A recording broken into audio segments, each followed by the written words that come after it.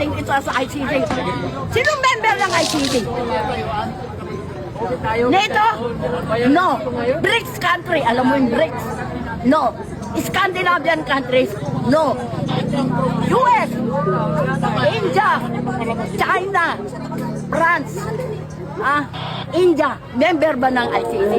Eh wala naman naniniwala dyan eh. Bugat ng komunista yung ICC.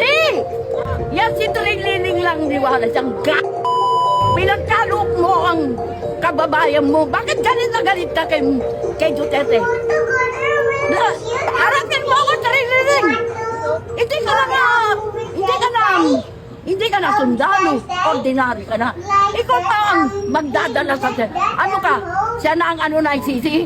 Tigadala na? Nagtatrabaho na ba siya sa ICC? Mali yun! Hindi dapat siya. Dadaan muna sa Supreme Court.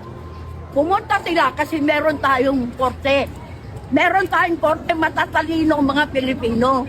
Hindi kailangan na ICC. Bakit ka naniniwala sa ICC? Eko yung US, China. Hindi naniniwala eh. Sige na. Sige sir, may gusto ko kayong sabihin. Ayan na. Sagutin mo.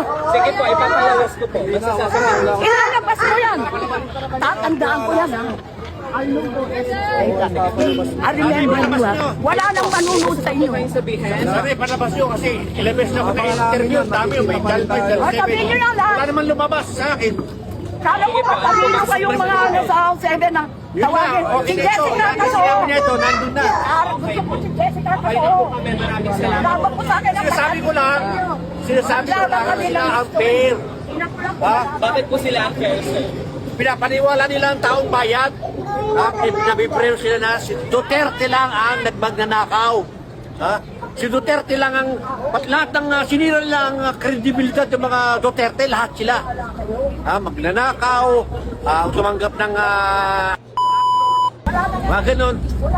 Winasak nila ang kredibilidad ng mga Duterte, pero ang totoo niyan, kaya lang ginagawa yan, kaya nila winawasak para lang sa eleksyon ng 2028 eleksyon, mawala sila mga Duterte.